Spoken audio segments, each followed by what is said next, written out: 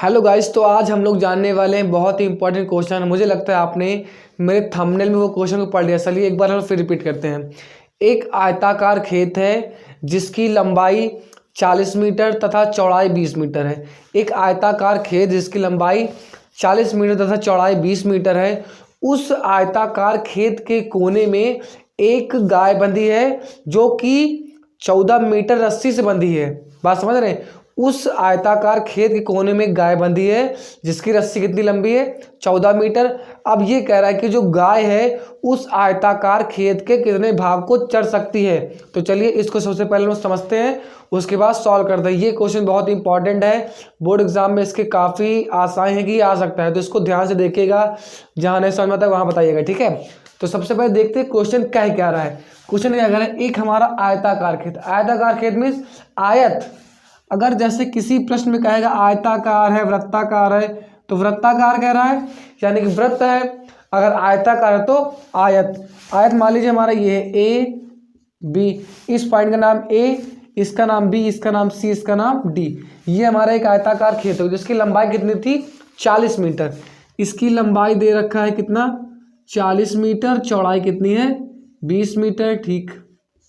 फिर क्या कह रहा है कि इस खेत के कोने में, मान लीजिए मैंने ये कोन ले लिया, इस खेत के कोने में एक गाय है जो कि 14 मीटर रस्सी से बंधी है। 14 मीटर यानी कि मान लेते इतनी बड़ी होगी, इस रस्सी से बंधी है। तो कह रहे जो गाय है वो कितने भाग को चरेगी, यानी कितने भाग की घास को खाएगी। अच्छा, यहाँ गाय है तो चरेगी तो यहाँ तक घूम के चर सकती है। और क्या भाई, जब गाय तो घूम कर चरेगी और यहाँ तक भी घूम के चर सकती है। यानी कि हमें इतना एरिया निकालना है कि इतने या यह एरिया कितना है जिसको गाय ने चरा है। हमें आय से कोई मतलब ही नहीं है, ठीक है। अच्छा, इसमें सिर्फ एक चीज़ इंपॉर्टेंट है जो कि क्या है, गाय की रस्सी। रस्सी हमारी कितनी है? 14 मीटर। उससे हम ले लेंगे R = 14 मीटर, ठीक है। अच्छा, अगर आप ध्यान से देखिए तो ये एक सर्कल बन रहा है ऐसे करके, सर्कल यानी कि वृत्त। ये हमारा एक वृत्त बन जा रहा है। अगर आप थोड़ा सा और बारीकी से देखते हैं तो ये एक वृत्त का चौथाई भाग, कितना भाग है? चौथाई भाग। यानी मान लीजिए एक वृत्त को हम ऐसे करते हैं, इसके 4 पार्ट करते हैं, तो ये जो है इस वृत्त का 1/4 भाग है। ठीक, कौन सा भाग है? 1/4। यानी कि अगर हम इस पूरे वृत्त का निकाल ले एरिया, पूरे वृत्त का निकाल ले और उसमें 4 से भाग कर दे तो इसका निकल जाएगा। मुझे आशा है कि आपको मेरी बात समझ में आ रही होगी।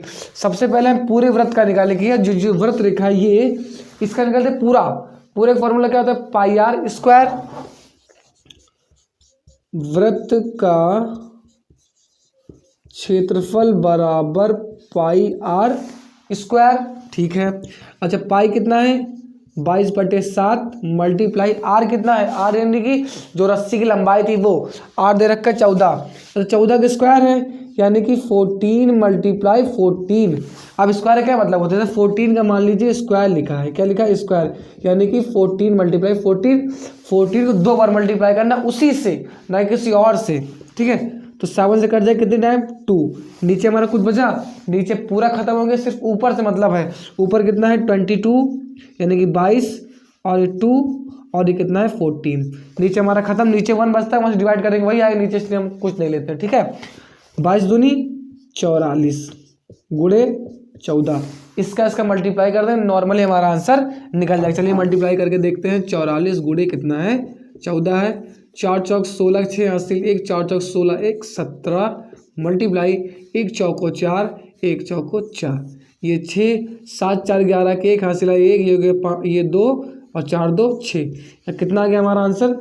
616 मीटर स्क्वायर। यानी कि, लेकिन सुनो, ये आंसर नहीं आया, ये तो हमारा आगे पूरे वृत्त का। अच्छा, पूरे वृत्त का इतना एरिया है, इसको रफ कर दूं। जो पूरा वृत्त है इसका एरिया है, हमें निकालना किसका है? सिर्फ इतने का।